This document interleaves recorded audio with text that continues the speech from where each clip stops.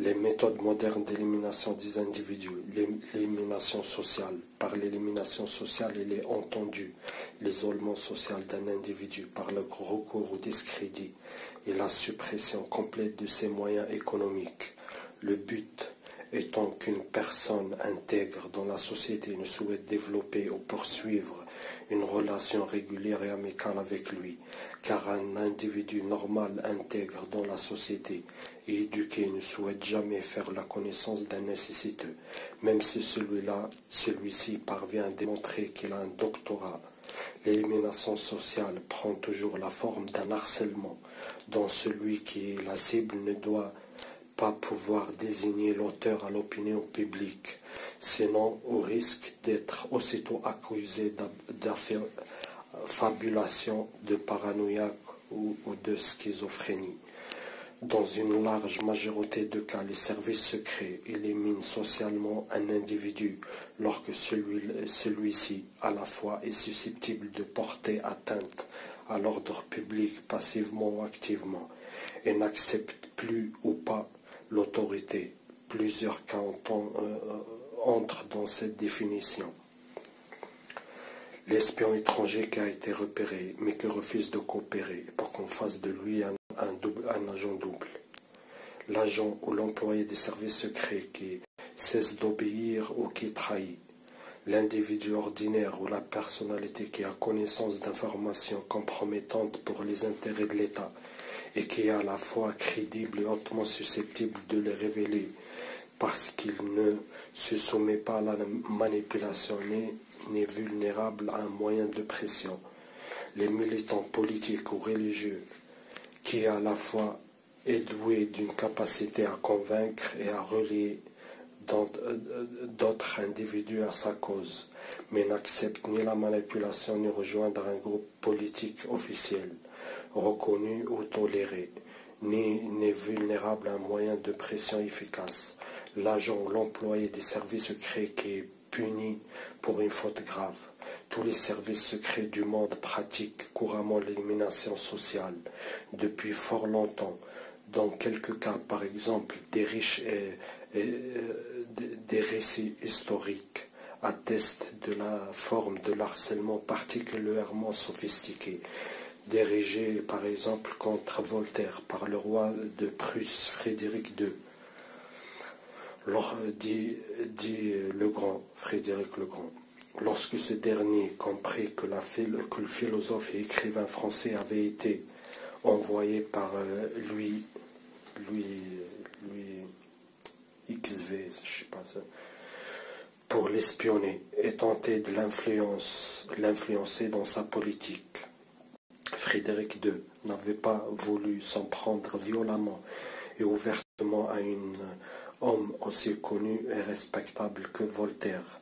C'est pourquoi il fit mettre à la disposition du Français une résidence dont ce dernier ne manqua de remarquer, entre autres, que ses murs intérieurs avaient été peints en jaune, couleur de la honte, et du discrédit en Prusse à cette époque, et que la nappe de la table de la salle à manger a été brodée de renard, symbole de la trahison et de la fourberie.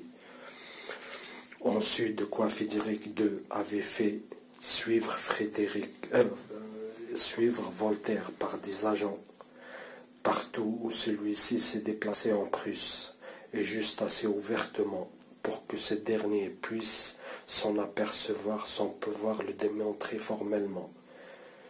Typiquement, l'action d'élimination sociale d'un individu par les services secrets est toujours identique dans son principe, quel que soit le pays, puisqu'elle doit agir sur les leviers de l'esprit humain qui ont été expliqués au chapitre précédent, lesquels sont évidemment universels. Par contre, les formes que peut prendre le harcèlement, qui est l'outil, peuvent grandement varier d'un individu à l'autre, selon les personnalités, culture, intelligence de ceux-ci. Par exemple, Voltaire ne pouvait se sentir harcelé parce qu'il était parce qu'il était cultivé pour savoir que le jaune était la couleur de la honte, et le renard une présentation allégorique de la trahison et de la fourberie. Un individu aux intelligences moyennes et culture médiocre ne serait estimé au contraire. Très heureux d'avoir une belle nappe brodée et des murs fraîchement peints. Il aurait pris Voltaire pour un fou s'il l'avait vu se lamenter, un effet secondaire du harcèlement attendu par son auteur, par les services secrets. Au XXIe siècle, le service de contre-espionnage qui veut procéder à la même manière de Frédéric II, cela arrive fréquemment dans la réalité. Pour faire savoir à un espion étranger ou un individu suspecté de l'être ou quelqu'un qu'on veut éliminer, qu'il ne lui est plus longtemps utile de tenter de le cacher, se débrouilla pour lui présenter ostensiblement par un moyen ou un autre un symbole ou un usage dans son service secret, dont lui seul pourra comprendre le sens. Exemple réel, un petit chien en peluche, ou en figurine dans le cas d'un pays, ou un ours présenté sous le même aspect pour un autre, un œil humain pour un autre encore. L'opinion publique, n'ayant pas couramment connaissance de cette symbolique bien hermétique, celui contre lequel elle a été employée ne pourra raisonnablement s'en plaindre, même à ses proches, sous peine d'être accusé d'avoir l'esprit dérangé. C'est précisément pour cette raison que les services secrets de contre-espionnage en particulier procèdent ainsi. Ces derniers exemples et leurs explications permettent de se faire une idée assez précise d'une des marques caractéristiques d'un harcèlement conduit par les services secrets, car il y en a d'autres que nous allons bientôt examiner. Aussi, on comprend la nécessité pour les services secrets que leurs méthodes de harcèlement doivent toujours être particulièrement difficiles à démontrer par le harcelé. Les premières étapes de l'élimination sociale d'un individu par les services secrets sont souvent, sinon toujours, très similaires à celles de recrutement d'un de leurs employés ou agents, c'est-à-dire que l'élimination commence d'abord par une privatisation plus ou moins rapide des ressources économiques de celui qui est la cible. Ce dernier perd son emploi à la suite d'une manipulation ou d'une intervention quelconque, puis ne parviendra pas à en trouver un autre. Quoi qu'il en fasse, quelles que soient ses compétences, expériences et diplômes, quelle que soit l'ingéniosité qu'il peut déployer pour ce faire, puisqu'il fait l'objet d'une étroite surveillance. Car parce que la recherche d'un emploi de nos jours passe inévitablement par l'usage de l'Internet, du téléphone, du courrier, un service secret aura toujours toute facilité pour devancer ou pour intervenir peu après celui auquel il veut nuire au moment de ses démarches.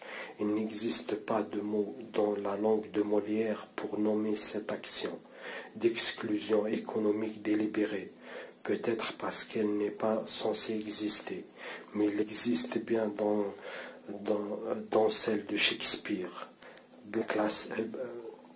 Blacklisting, littéralement mettre sur une liste noire. Cependant, il semble que la francisation de ce mot anglais soit en cours, avec l'apparition depuis quelques petites années du verbe blacklister, encore réservé par l'instant à l'action d'exclure une personne d'une liste informatique de clients, de membres ou d'abonnés. Il existe d'ailleurs un cas de blacklisting qui est entré dans l'histoire des services secrets, en partie en raison du nom de sa victime, celui de Klep Ustinov, père du célèbre acteur Peter Ustinov, Klopistinov était un grand intellectuel passionné d'histoire qui fut utilisé comme agent double par les services secrets anglais durant la Seconde Guerre mondiale et qui a rendu d'immenses services aux Alliés. Cependant, comme Klopistinov n'avait jamais été qu'un agent et non un employé des services secrets, Consul avait eu connaissance d'informations dont la confidentialité se poursuivait bien après la fin de la guerre. Les services secrets britanniques le blacklistèrent jusqu'à la fin de ses jours.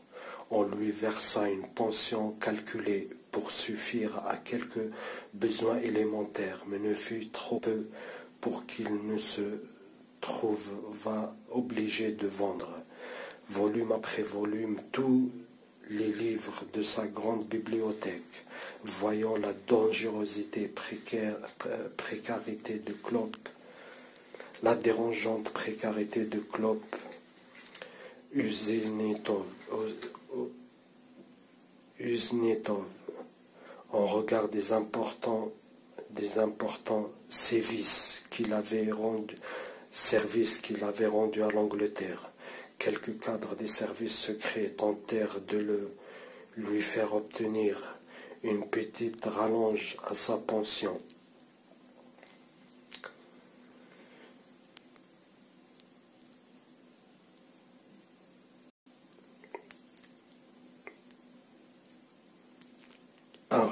De sa pension, mais cette demande fut refusée. Klopistinov mourut dans un état de misère indescriptible, après avoir vendu tous ses livres auxquels il tenait tant. À titre de dédommagement pour les conséquences de ce blasting qui avait été évidemment touché la famille de Klopistinov, les services secrets donnèrent un coup de pouce à son fils Peter, qui devint ainsi un auteur connu et riche. Il serait possible de présenter un tel chapitre de nombreux cas, plus ou moins similaires à celui de Klopistinov, qui se sont déroulés dans d'autres pays occidentaux, mais comme ceux-ci n'ont pas été officiellement reconnus comme tels, il est impossible de rapporter les noms de leurs victimes sans s'exposer à quelques poursuites. Et à cette liste, on pourrait ajouter celle de personnages qui se sont trouvèrent ou se trouvent encore aujourd'hui dans la très inconfortable situation d'être à la fois réfugiés politiques et détenteurs de secrets d'État. Les pays qui sont assez charitables pour accueillir cela se vont à la demande d'un pays tiers qui ne veut pas le prendre en charge pour des raisons diplomatiques, les privent cependant de tout contact avec la société, ce qui comprend par conséquent l'interdiction de travailler dans une entreprise ou même d'obtenir des revenus qui favorisent une inclusion dans la société. Revenons au cas spécifique de l'individu qui se trouve blacklisté dans le cadre d'une élimination sociale et commençons par énumérer tous les moyens dont usent la plupart des services secrets pour ce faire. On suit de la privatisation du droit au travail, de la surveillance des moyens de communication. On trouve une multitude de moyens et méthodes de harcèlement dans le but commun est d'user nerveusement la cible et de la pousser à agir. Encore, un harcèlement par les services secrets est élaboré sur la base d'un fait qui a été maintes fois démontré par les chercheurs et médecins spécialistes de la neurobiologie et de behaviorisme, de la psychologie évolutionniste, de la psychanalyse, des neurosciences en général. Tout être vivant muni d'un système nerveux central réagit à l'agression par un comportement de défense qui peut être passif ou actif, ou les deux. L'homme n'étant pas équipé d'un moyen de défense passif naturel comme le hérisson et le putois, Il se défend par l'action contre l'agression, même lorsque cette action est peu susceptible d'être payante. L'homme qui est une créature intelligente parce qu'elle a un système nerveux central pourvu d'un néocortex très développé, est cependant capable d'apprendre à différer sa défense ou sa riposte, car grâce à son intelligence, l'homme peut mieux évaluer qu'un animal la force et la tactique de ce qui le menace, et attendre un moment plus propice pour dissuader ou éliminer cette menace. Il peut tenter de fuir aussi, mais il est particulièrement rare qu'il en soit assez fort à la fois nerveusement et intellectuellement pour différer à la volonté d'une action physique de riposte.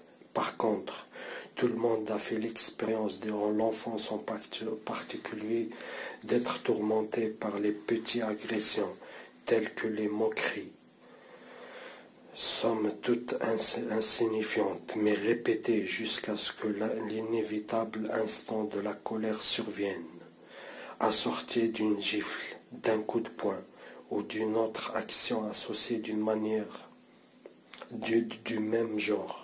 Mais lorsque l'on est adulte et que l'on se trompe, l'on trouve dans le contexte d'une société civilisée moderne, ce genre d'action peut facilement se solder par une sanction, celle d'une plainte pour coups et blessures par exemple. Pourtant, personne ne peut échapper à cette défense par l'agression, même les plus intelligents, les plus cultivés d'entre nous, parce qu'elle est l'expression d'une pulsion préfabriquée qui provient du cerveau reptilien et non d'une réflexion élaborée dans le néocortex. C'est sur la base de cette connaissance scientifique que les services secrets ont construit une tactique de harcèlement, et une seule, car on le comprend dès lors. C'est uniquement ce geste violent issu de la pulsion qu'il cherche à provoquer. Délibérément, on trouve donc deux actions et deux visées différentes dans une élimination sociale par les services secrets, complémentaires cependant.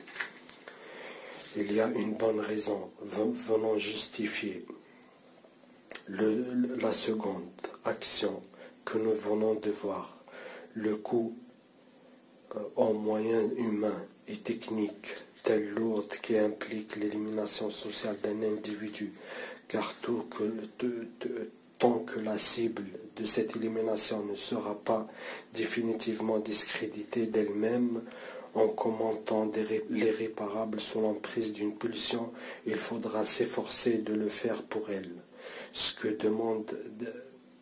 demande d'infinies précautions, pour que d'aucuns ne viennent pas à s'en apercevoir et décider de prendre sa défense, de témoigner, contraindre la cible à se trouver en contact régulier avec des marginaux, une autre manière de discréditer contre son gré. L'analogie de la toile d'araignée revient dans ce contexte, mais de cette manière peut être plus évidente, car la métaphore de la mouche qui s'empêtre plus encore dans la toile à mesure qu'elle se débat de manière désordonnée, ces gestes étant condamnés par le même pulsion de lutte, montrent exactement ce qui arrive à l'individu pris pour cible d'un harcèlement organisé. Vous voyez. Mais les humains victimes de sa propre intelligence supérieure, réceptifs à des subtilités que la mouche ne pourrait pas même identifier. Ces subtilités se présentent comme étant des mailles supplémentaires qui, en dépit de leur apparence faiblesse, empêchent encore la proie de concentrer tous ses efforts sur les plis solides. Ces faibles mailles sont le cynisme et le sourire qui accompagnent toujours l'acte de harcèlement le plus petit, le refus lourd de conséquences prononcées suavement, la mesquinerie récurrente, le comportement faussement infantile, les promesses et les engagements révoqués à la toute dernière minute pour des motifs absurdes, mais légalement justifiables, les multiples hasards malheureux et autres funestes coups du sort, les coups de téléphone bizarres et absurdes qui ne se produisent que très rarement avant, les inexplicables pannes d'électricité, de chauffage, de connexion Internet, de téléphone, de réseaux câblés télévisés, qui ne se produisent que durant les émissions favorites, les attitudes inexplicables hostiles des voisins, des commerçants, le voisin qui ouvre en gros ses fenêtres quand il fait des grillades à chaque fin de mois lorsqu'il n'y a que des pâtes à manger à la maison. Tandis qu'un autre empile bien en vue les boîtes de pizza vides devant sa porte plutôt que de les mettre à la poubelle. Et puis celui de dessus qui organise régulièrement des bruyantes fêtes ou des travaux. On le remarque, tous ces faits sont anodins, bien ordonnés, bien ordinaires. Personne ne serait assez fou pour les prendre comme les preuves d'une quelconque agression. C'est juste l'extraordinaire fréquence avec laquelle ils se produisent et leur extraordinaire association qui le font devenir ensemble un harcèlement indiscutable et puissant. Ils sont tous pour caractéristiques particulièrement communes et pour seul but de faire naître un sentiment de frustration dans l'esprit de celui qui en est exposé, pour particulier lorsque ses sources économiques ont été délibérément réduites au minimum vital et lorsqu'il a été isolé socialement. Car la frustration, lorsqu'elle se prolonge indéfiniment, est un sentiment qui mène inévitablement soit à la dépression, soit à des bouffées violentes, soit au suicide. Et c'est ce qui cherchent les services secrets. La frustration est un barrage à l'action. Elle produit exactement les mêmes que l'inhibition, lorsqu'elle est entretenue et dirigée entre tous les besoins et contre d'intérêt d'un individu. La frustration est un emprisonnement virtuel, sans mur ni barreau visible, un emprisonnement de l'esprit que personne d'autre que celui qui est la victime ne peut voir. Mais quand bien même la cible de cette forme très sophistiquée de harcèlement aurait l'intelligence de consigner dans un cahier toutes ces sources de frustration extraordinairement nombreuses, avec des dates permettant d'en démontrer la normale fréquence, celle-ci devra encore prouver l'impensable, qu'un aussi grand nombre de gens n'ont aucun rapport avéré les uns avec les autres, soit délibérément ligués pour agresser une ou un pauvre personne inconscient, sans emploi qui vit dans une situation de grande précarité. Seule une issue dramatique permettra peut-être de s'interroger sur la cause de cette succession d'improbables hasards, puisqu'elle sera inexplicable. Le témoignage d'un harcèlement par une autre personne que celle contre lesquelles il est dirigé est un incident que redoutent évidemment beaucoup ceux qui en sont les auteurs. C'est pour ce genre de raison, une fois de plus, que les services secrets recrutent beaucoup de juristes, de psychiatres. C'est pour cette unique raison qu'un service de contre-espionnage a dû se résigner un jour à faire aller en prison et à discréditer l'un de ses propres collaborateurs, ainsi que l'a monté un des exemples des chapitres précédents. Il suffit d'une faute d'un agent des services secrets, d'une petite négligence et d'une méprise pour qu'un harcèlement soit constaté par une autre personne que celle contre laquelle il est dirigé. Et c'est tout que cela arrive. Les psychiatres des services secrets le confirment eux-mêmes.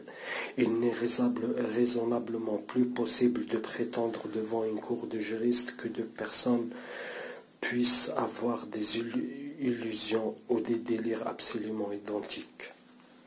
Dans les pays où le pouvoir des services secrets se manifeste plus fortement et plus souvent que ce que prévoit leur constitution, les cas d'élimination sociale y sont anormalement fréquents, ainsi proportionnellement pourrait-on dire.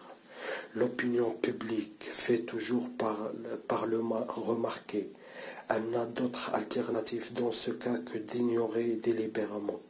Ces histoires de gens sur lesquels la colère des dieux semble inexplicablement s'acharner, par crainte de sanctions similaires ou les dénoncer lorsqu'elles sentent que cette initiative sera encouragée.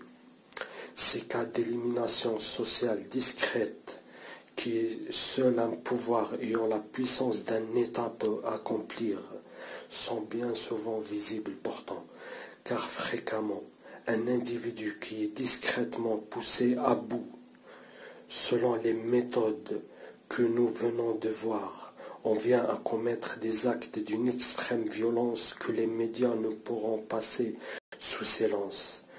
Ici, un père de famille sans histoire qui a tué tous les siens et a tiré des coups de feu sur les forces de l'ordre ou même sur des simples passants, avant de se donner la mort. Ici, un homme à l'intelligence et à la culture au-dessus de la moyenne, qui s'est procuré une arme automatique pour ensuite tirer sur des dizaines de personnes, sans raison raisonnable, enfin rationnellement justifiable ou explicable. Là, un policier ou un militaire bien noté, qui est soudainement mis à tirer sur ses collègues sans explication ni raison apparente. Les arguments du phénomène d'émulation des jeux vidéo et des films violents ne parviennent pas à expliquer tous ces étranges phénomènes d'ultraviolence gratuite, fréquemment suivis de suicides prémédités de leur auteur, que la société ne connaissait pas il y a seulement 30 ans et n'avait jamais connu avant cela. Tous ces cas n'ont pas nécessairement pour cause un harcèlement durable et délibéré, mais un examen approfondi de chacun de ceux-ci met fréquemment en lumière quelques indices troublants et concomitants avec l'hypothèse d'un harcèlement élaboré et discret pour quiconque sait comment il est pratiqué et contre quel profil d'individu en particulier, parce qu'à peu près tous les États modernes pratiquent l'élimination sociale, peu importe la fréquence. Un contenu tactile s'est installé à ce propos. Tacite, c'est un consensus tacite s'est installé à ce propos. Tel pays se montre hésitant à dénoncer de telles méthodes, dont tel autre pourtant son rival, simplement parce qu'il redoute que ce dernier puisse riposter en dénonçant les siennes, et réciproquement. Il ne serait donc pas une bonne idée d'en parler. Tout au plus, un romancier ou un cinéaste pourra-t-il les présenter à l'opinion publique sous la forme d'une fiction. devant émouvoir les esprits. Cependant, la reconnaissance officielle de cet harcèlement d'État se produit de temps à autre, c'est-à-dire chaque fois qu'un gouvernement est détrôné par sa propre population. Les harcelés de ce pays sont alors enfin admis comme tels. Ils peuvent librement raconter aux journalistes les sévices qui leur ont été infligés. Personne ne se risque plus cette fois. À l'inverse. Personne ne se risquera plus cette fois. À l'inverse, à les accuser de paranoïa et de délire et de schizophrénie. Cette dernière explication permet maintenant de comprendre que les services secrets doivent aussi pouvoir s'en remettre à un consensus tacite avec l'opinion publique, les médias et les autres pays, et même les réseaux internationaux de coopération policière et de justice pour pouvoir couramment pratiquer l'élimination sociale d'individus. Conclusion. Ce chapitre, avec la présentation de 2 anecdotes authentiques qui sont parties des missions d'élimination sociale pratiquées par les services secrets et qui ne firent que s'ajouter aux nombreuses autres fracasseries qui furent infligées à leur cible. Cette première anecdote s'est produite dans un pays occidental il y a quelques petites années, dans le cadre d'une mission d'élimination sociale d'un homme marié et père d'enfants, dont les services secrets cherchent à l'obliger à se compromettre pour le recruter comme agent. Des vigiles d'un supermarché avaient reçu la visite d'un officier de police, ce qui n'avait rien d'exceptionnel puisqu'ils entretiennent des relations régulières avec la police pour d'évidentes raisons. Ce policier les avait informés qu'un des clients habituels du supermarché était un voleur de marchandises, récidiviste, bien connu de la police. Le policier avait tout aussi naturellement fourni une description précise de ce voleur et même la photocopie agrandie de sa photo. Ce n'était pas la première fois que ce genre de visite se produisait. Il ne s'agit selon toutes les apparences que d'un travail de collaboration normale entre policiers et vigiles chargés de la surveillance d'un grand magasin. Connaissant cette précieuse information, les vigiles étaient par la suite empressés de suivre et de surveiller très ostensiblement ce voleur, sitôt qu'il l'avait aperçu entrant dans le supermarché. Leur but était de bien faire comprendre à ce dernier qu'il était repéré, étroitement surveillé, et donc qu'il valait mieux pour lui qu'il renonce à tenter de venir voler. Quoi que ce soit ici, il s'agit là d'une technique ordinaire de vigile, qui permet à ces derniers de s'épargner une interception aux caisses, toujours désagréable. L'astuce avait bien fonctionné, en effet, car le violeur intimidé n'a plus remis les pieds dans ce supermarché après cela. Ce que ne pourraient soupçonner ces vigiles, fait collaborateur inconscient, c'est que le voleur dont il s'était débarrassé n'en était pas du tout. Tout comme il ne pourrait soupçonner que le policier qui leur avait donné ce tuyau avait agi ainsi dans le cadre d'une mission confidentielle d'intelligence domestique. Il l'avait manipulé, que ce dernier se voyait parfois confier. Ce policier lui-même ne connaissait pas précisément la portée de cette mission à long terme, car il n'avait pas non plus été chargé de mener une enquête sur cet individu. Il savait juste qu'il s'agissait pour lui d'une petite tâche confidentielle, fort simple à exécuter. Il savait que quelques-uns de ses collègues, des policiers spécialisés, devraient certainement se charger d'une enquête quelconque sur cet homme.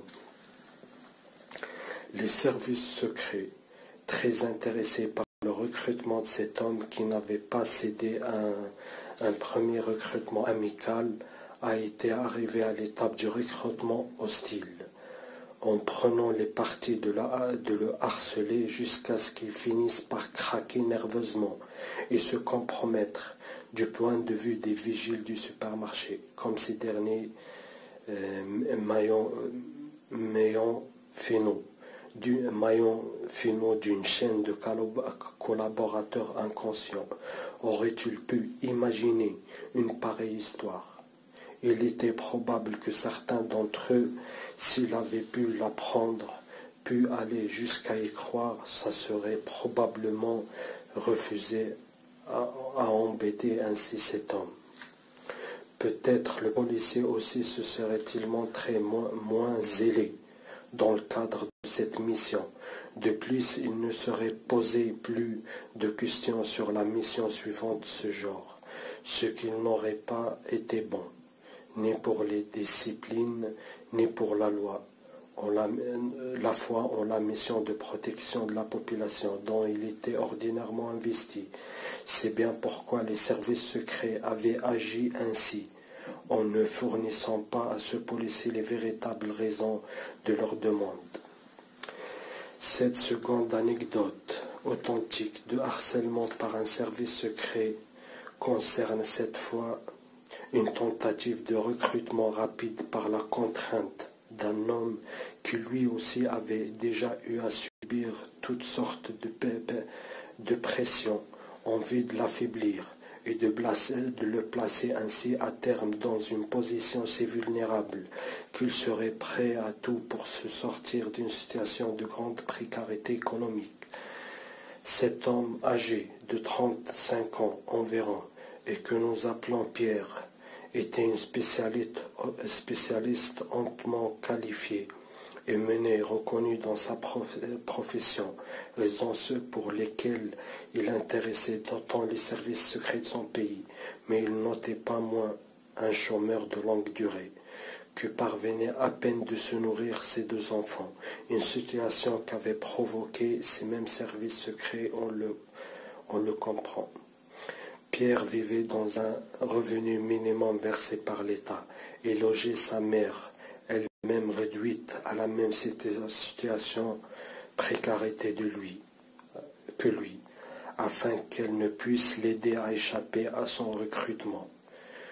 Comme Pierre utilisait l'Internet pour effectuer ses recherches d'emploi et envoyer ses candidatures, il était donc facilement pour les services secrets de savoir quelle entreprise il contactait, et selon le cas, soit de bloquer le transfert de ses mails à son insu, soit d'intervenir auprès des entreprises concernées pour que ces candidatures soient rejetées, en usant pour y parvenir d'une méthode assez similaire à celle du policier du premier exemple, diffamation, fausse rumeur. Ne comprenons pas tous ces échecs, alors qu'en bien des circonstances, ces profils et expériences correspondaient parfaitement. Pierre, en étant arrivé au stade de la dépression, et est-ce qu'espèrent toujours les services secrets dans tel cas de figure? Nous l'avons expliqué en détail dans un précédent chapitre. La surveillance du domicile de Pierre consistait assez simplement en l'activation à distance de son téléphone afin qu'il serve de microphone espion. Sur la base de cette situation, une équipe régionale des services secrets élabore une petite opération, cependant assez compliquée pour ne pas pouvoir être reconduite par n'importe qui. Le montage de cette opération expliquait en effet l'usage de plusieurs ingrédients et informations précises d'ordre psychologique concernant les victimes, ainsi que nous allons le voir. Durant un samedi après-midi ensoleillé, Pierre déclara à haute voix chez sa mère qu'il partait dans un magasin d'articles de bricolage qu'il nomma également pour aller acheter une boîte de joints de robinetterie. Sitôt que Pierre eut pris la direction de ce magasin, disant que distant de quelques kilomètres à bord de sa vieille voiture, l'équipe des services secrets constituée pour cette occasion de 5 hommes s'est rendue aussi à bord de 3 véhicules, mais à toute allure pour s'y être avant lui. Lorsque Pierre pénétra dans le magasin, les hommes de l'équipe des services secrets prirent tout d'abord une disposition particulière, car la plupart d'entre eux, n'ayant jamais vu Pierre autrement qu'en photo, ils ne voulaient surtout pas courir le risque de la confondre avec une autre personne pouvant lui ressembler physiquement. 2 hommes de l'équipe déjà à l'intérieur du magasin pensent avoir identifié leur cible et passèrent un test d'identification finale qu'il avait spécialement imaginé pour cette circonstance. Dans l'allée d'un rayon, il s'adressait spontanément à Pierre en anglais pour lui demander si l'on pouvait trouver une manivelle ici. Les hommes de l'équipe de la surveillance avaient été informés que la cible parlait couramment anglais. Il avait donc considéré s'il y avait fort peu de chances pour qu'une personne ne dispose que de la notion d'anglais puisse comprendre de ce que le mot manifold voulait dire. C'était bien vu, en effet, car la cible en répondait en anglais aussi. Demanda celui des hommes qu'il avait apostrophé de quel type de merveille il voulait parler et pour quel usage. Les 2 hommes des services secrets commirent peut-être une bourde en tournant les talons sans répondre. Et un mot plutôt que de demander à jouer leur jeu, à continuer de jouer leur jeu quelques secondes. Pierre resta pantois en regardant ces 2 jeunes hommes mal rasés et mal habillés enfuir littéralement vers la sortie du magasin. Quelques minutes après cette étrange rencontre, Pierre avait fait son achat puis s'est retourné à sa voiture, garée sur le parking du magasin. Il n'avait certainement pas dû prêter attention au fait qu'une voiture s'était placée devant la sienne, juste avant d'atteindre l'intersection de la sortie du parking de la route, qu'une autre l'avait suivi jusqu'à cet endroit. Mais ce que Pierre ne pouvait manquer de remarquer, c'était la petite sacoche en semi-cuir, encore posée sur le toit du véhicule devant lui, à bord de laquelle se trouvait un seul de 5 agents des services secrets, le chef du groupe. Cette voiture ne manquera pas le stop de sortie du parking.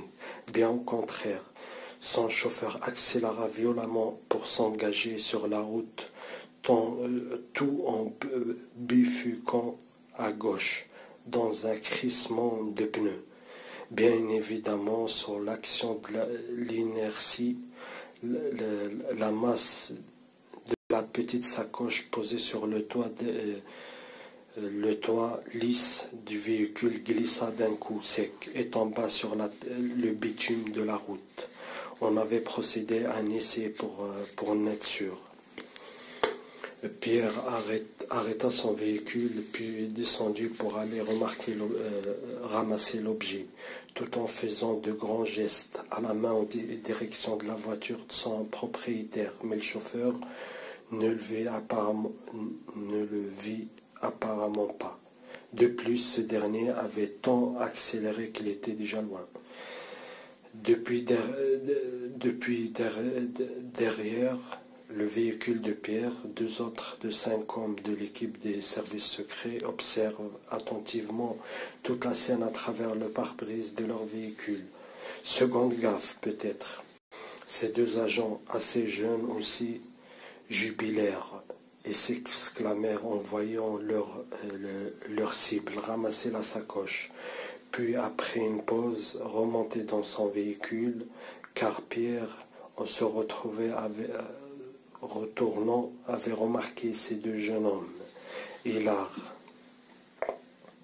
qui les regardaient, en réaction qui n'allait pas du tout, une réaction qui n'allait pas du tout avec les faits dont ils venaient d'être les témoins. Il marqua d'ailleurs une seconde courte pause, comme pour s'en étonner. Lorsque Pierre fut de retour chez lui, il ouvra la sacoche, bien sûr, et son contenant l'intrigua beaucoup. Celui-ci ne contenait qu'un porte de chéquier, dont seulement quelques chèques manquaient, plus un second neuf de 50 chèques. Quelques talents de chèques, curieusement, n'indiqueraient que des dépenses de vêtements et d'accessoires de sport, de karaté, plus particulièrement rien à propos d'articles de bricolage. Dans le rabat de porte-chéquier, Pierre trouva la carte d'identité du propriétaire, dont les caractéristiques physiques ne pouvaient que le surprendre. Le visage sur la photo ressemblait beaucoup au sien, avec des lunettes en plus. La taille indiquée était la même que la sienne, à 3 cm près, enfin. Il trouva aussi une carte de visite portant un autre nom de celui du propriétaire du chéquier et de la carte d'identité. C'est une carte de visite professionnelle de la défense du pays. Son propriétaire était un major. Et la carte disait que ce militaire était responsable du support technique, sans plus de précision. Tout avait été savement pensé par les recruteurs de Pierre, qui, ainsi que nous l'avons vu, se trouvaient dans une situation de grande précarité. Le succès de cette opération devait utiliser le levier de la survie par l'offre implicite faite à la cible d'utiliser ce chéquier, cette carte d'identité, en se faisant passer pour son réel propriétaire, ce qui eût été aisé considérant sa grande ressemblance physique avec ce dernier. Même l'âge était proche de celui de la cible. Sans doute Pierre considéra-t-il qu'il y avait beaucoup d'ambiguïté et de choses étranges à propos de ces circonstances qui en avaient entouré la découverte de cette sacoche. Les deux jeunes Anglais qui lui avaient adressé la parole, puis qui s'étaient enfuis avant même qu'il eût le temps de finir et de leur répondre. Et les deux autres qu'il allait observer en riant lorsqu'il avait ramassé la sacoche. Enfin, il avait enfin l'étrange contenu de celle-ci, astucieusement défini par les services secrets, pour qu'il lui fasse songer à l'époque, lors de laquelle on avait tenté de le recruter amicalement. C'est un psychiatre également, psychanalyste, des services secrets qui avait élaboré toute cette étrange mise en scène, en prévision d'un prochain déplacement de Pierre, en spéculant qu'il devrait construire sa propre interprétation de cette série de petits événements et de ces objets, tout devant être perçu comme des symboles, chéquier, survie, manger, entre parenthèses, réconfort, armée, entre parenthèses, autorité, puissance et pouvoir, major, père, karaté, défense, entraînement, carte d'identité, aux caractéristiques identiques aux siennes, fuite, autre vie, double vie. Le psychiatre avait pensé que l'état dépressif de la cible, qui était connu, et sa situation de grande précarité, qui devait depuis plusieurs années génératrice d'un stress quotidien, devrait pousser celle-ci à agir impulsivement et non par la raison, puisqu'elle était forcément altérée. Le psychiatre avait songé à une tactique particulière qui disait en substance que puisque la cible connaît la cause de son infortune, un harcèlement par les services secrets auxquels l'armée est étroitement associée dans ce pays, alors voyant tous ces symboles qui convergent vers l'hypothèse de l'armée ou de ces mêmes services secrets dans son esprit, elle serait tentée de transformer sa trouvaille en une occasion de se venger des souffrances qui lui ont été infligées. C'était une idée de manipulation très sophistiquée, trop certainement. En effet, l'idée d'utiliser un ou deux chèques était très tentante pour un homme se trouver dans la situation de Pierre, ne serait-ce que pour finir le mois convenablement et faire un plaisir à ses enfants, auxquels il ne pouvait jamais rien offrir depuis plusieurs années déjà, hormis des bonbons et des jouets achetés d'occasion, et après quoi il aurait eu qu'à se débarrasser de la sacoche et de son contenu. La seconde surprise que l'on avait préparée pour la cible se produit lorsqu'elle décida de rechercher le numéro de téléphone du propriétaire du chéquier pour le prévenir qu'elle avait trouvé sa sacoche. Les adresses des chéquiers étaient différentes de celles de la carte d'identité, mais le nom identique ne figurait pas dans l'annuaire, ni à la première adresse, ni à la seconde, car la cible se méfiait de la police, pour d'évidentes raisons dans son cas très particulier, d'une recrue harcelée. Il ne voulait donc pas tout simplement déposer cette sacoche dans un commissariat. La cible téléphona à la mairie au lieu d'une de deux adresses, un petit village, pour tenter de prévenir ainsi le propriétaire de la sacoche. Ce dernier nous rappela finalement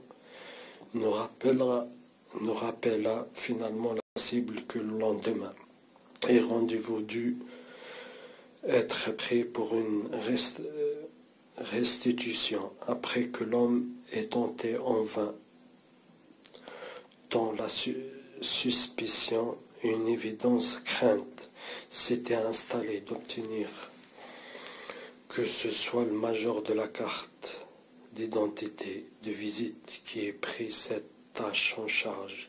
Et pour cause, nous allons le voir. Cette tentative de compromettre la cible n'avait pas marché. L'équipe de surveillance le comprit aussitôt. Sinon, voici ce qu'il avait prévu dans le détail. Connaissant fort bien l'adresse de celui qui avait trouvé sa sacoche, le chef de l'équipe des agents du service secret n'aurait pas eu beaucoup de peine à aider la police à le confondre. Peu après qu'un premier chèque portant une signature imitée aurait été utilisé, mais avant d'en arriver là, la cible avait été contactée par le major, celui dont le nom figurait sur la carte de visite, lequel lui aurait proposé le marché suivant: se faire arrêter par la police ou devenir une recrue, obéissant au doigt et à l'œil, en échange de la seule promesse de ne pas être inquiété.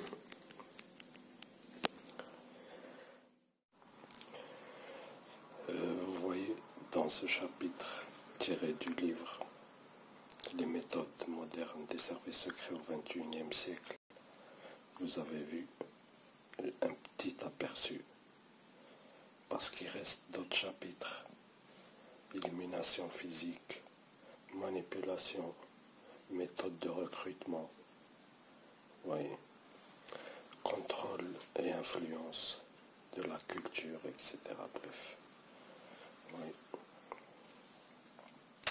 Et comment, en fait, ce qu'on appelle la communauté de renseignement, ça, c'est-à-dire la police, gendarmerie, police nationale, armée et les services secrets, officiellement devant l'opinion publique, ils ne collaborent pas ensemble. Mais en vrai, en interne, c'est admis officiellement. Ça s'appelle la communauté de renseignement. Oui.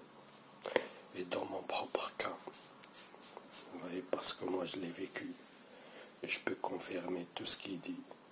Et j'ai plein d'exemples de mon vécu personnel. Diffamation, fausses rumeurs. Vous voyez, ils ont voulu me compromettre, me faire passer pour terroriste, pour voleur. Et m'ont tendu beaucoup de pièges pour me compromettre. Ils ont voulu me pousser à bout. J'ai été agressé au moins 6 fois en un an par des indices qui étaient confirmés par un policier. Sabotage informatique. Ils m'ont changé mes mots de passe de PC, CAF, etc. Ils m'ont détruit 2 PC et un téléphone neuf. Ils utilisent les appartements autour pour le tapage au quotidien, intimidation, etc. Menaces. Ils menacent sur ma personne et sur les membres de ma famille. Ils m'ont coupé mes pensions RSA. Pourtant j'étais à jour dans mes déclarations. Et quand je les signalé à la CAF, ils m'ont dit, ils ne savent pas pourquoi l'ordre venait d'en haut. Interception de courrier, mail, colis, etc. Je ne reçois plus mes courriers ni mails de la CAF. Même sur mon espace perso de la CAF, je ne peux plus faire mes déclarations. Ils m'ont coupé mes revenus depuis juin. Pourtant, j'étais à jour sur mes déclarations. Et quand je l'ai signalé, j'ai dit que je suis à jour sur mes déclarations. Ils ont fait quoi? Sans que je reçoive ni des mails, ni de courrier pour la déclaration. C'était pour le mois de déclaration trimestrielle pour le mois d'octobre. J'ai pas reçu ni de courrier de déclaration trimestrielle, ni d'email. Même sur mon espace, il n'y avait même pas la notification. Je ne pouvais même pas faire déclaration trimestrielle. J'ai reçu juste une notification en me disant que ils m'ont stoppé mes revenus parce que j'ai pas fait ma déclaration. Pourtant, j'ai les preuves. Hein. J'ai jamais reçu ni de courrier ni d'email. Et même sur mon espace perso, je ne pouvais pas faire ma déclaration. Il n'y avait pas. Oui, je ne pouvais pas faire. Et même le courrier là qui m'annonce qu'ils m'ont stoppé mes revenus, je ne l'ai pas reçu par courrier comme d'habitude, ni par mail. Vous voyez? Bref. Ils m'ont stoppé tous mes revenus alors qu'ils n'ont pas le droit. Hein. Ils n'ont pas le droit. Bref. La CAF de l'Essonne, elle me doit 13 ou 14 mois d'APL. Ils veulent m'arnaquer. Ils me prennent pour un con. Ils veulent m'enfumer, m'embobiner pour ne pas me payer mes droits. Vous voyez? Pourtant, il y a des gens, c'est des handicapés, ils ont reçu des rappels de 20 ans, 30 ans, 200 000 euros et quelques. Mais moi, juste pour 13-14 mois d'APL, ils ne veulent pas me payer. Vous voyez, pourtant, ils ne le payent pas de sa poche. En temps normal, ils respectent la loi. Mais là, c'est les services secrets. S'ils me remboursent mon dû, ce que me doivent, ils veulent pas, ils veulent l'élimination sociale. Vous voyez? Donc, même pour 2-3 000 euros, ils ne veulent pas me payer.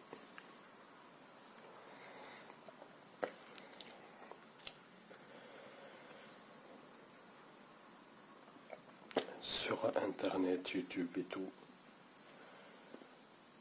non de vues bloquées, d'abonnés aussi sur mes deux chaînes. Quand je dénonce ce qu'ils font, ils m'harcèlent encore plus pour me dissuader de parler, comme si je dois subir et la fermer. Ouais. Ça veut dire on t'harcèle, mais quand tu parles, on va t'harceler encore plus. Ça veut dire que tu dois être harcelé et la fermer. Vous voyez, en sachant qu'ils vont m'éliminer socialement et à terme, même physiquement. Pourquoi je dois fermer ma gueule? Je les laisse me faire passer pour terroriste et tout, je ferme ma gueule. Même quand je regarde du streaming, vous voyez, ils font tout pour saboter, couper la connexion, bloquer l'image. J'ai des preuves, l'image elle reste bloquée, j'entends le son, le compteur il tourne de la vidéo, mais l'image elle est figée. Ils font des interférences quand j'écoute la radio ou quand je regarde des vidéos de streaming. J'habite dans un quartier de Bobo. C'est devenu pire que le Bronx, pire que le Bled. Pire, pire. En fait, leur but, c'est de me pourrir la vie, de me pousser à bout, de me détruire psychologiquement, socialement, économiquement et sur le long terme, la santé. Et ce qu'ils cherchent, c'est leur but. Et dans le livre là, il existe en PDF. Je vous ai lu juste une partie. Ils sont capables de tout. Et ils sont capables de tout. Ils peuvent mettre de la drogue et vous contrôler juste après. Ils peuvent vous mettre une arme et un drapeau de Daesh et vous passer pour terroriste. Vous voyez? Moi, il y a plein de cas de figure comme ça qui ont été, plein de pièges qui m'ont été tendus, vous voyez. Ils savent que je vais tirer par exemple à la poste l'argent. Je vais au guichet, je trouve un sac rempli. Vous voyez. Ils veulent que je le prenne, mais moi je ne le prends pas. Ils savent que je vais aller dans un snack pour chercher à manger. Ils mettent un portefeuille par terre. Vous voyez. À un endroit où je suis, toujours ils laissent une voiture ouverte avec des portables, de l'argent, le contact avec, il n'y a personne pendant un moment, pourtant longtemps. Ouais, moi je ne calcule pas. Ouais. Quand je vais dans des hôtels, ils laissent des chambres exprès ouvertes, où le papier est juste à côté, jeté par terre avec tous les codes. Bref. Là c'est une petite partie. Il reste un autre chapitre, la manipulation, l'élimination physique, comment ils utilisent des indiques dealers, des gens qu'on les...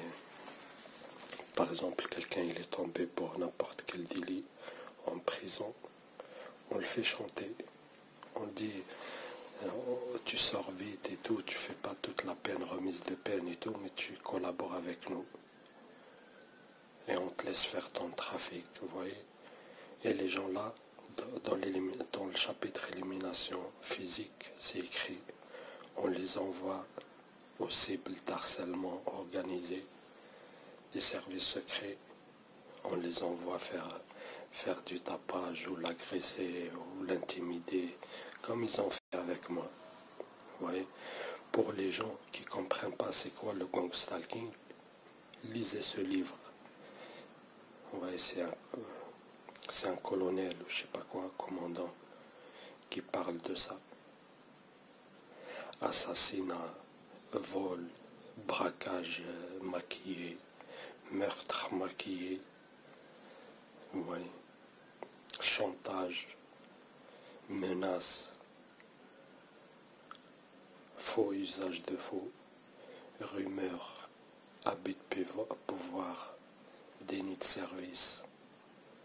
Vous voyez. En fait, même le gars qui a écrit ce livre, il le dit. Hein. La seule différence entre les services secrets et une organisation criminelle, c'est que les services secrets, ils se cachent derrière un pseudo-patriotisme.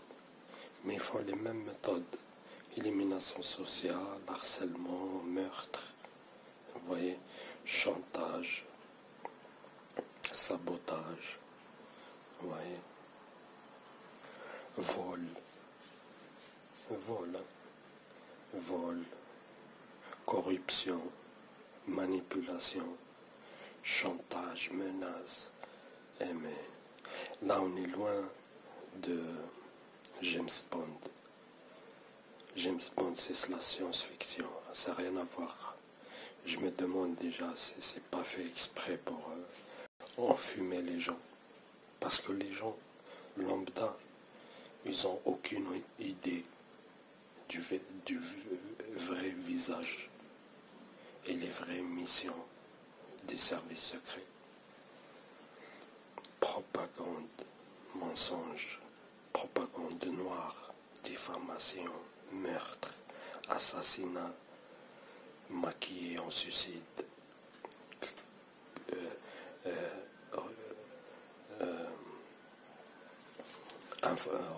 il rentre dans le domicile des gens sans effraction, il le maquille en braquage. Vous voyez, après l'enquête, les court-circuités, les coupables ils se font jamais attraper. Oui, bref, et j'en passe. Là, je vous le dis, hein, je vous parle là, ils m'écoutent. Vous voyez, comme ils activent les appareils, téléphones, ordinateurs de loin, ça devient un mouchard. Ils me voient en temps réel. Vous voyez, ils m'écoutent en temps réel. Ils se relaient à chaque, vous voyez, par groupe, ils se relaient à l'intérieur et à l'extérieur. À l'intérieur, c'est les officiers traitants et des fois les indiques qui font semblant d'habiter ici. Et à l'extérieur, c'est ce qu'on appelle les petits mouchards, les informateurs, les indiques. Vous voyez, et les agents clandestins. Bref, sur ce.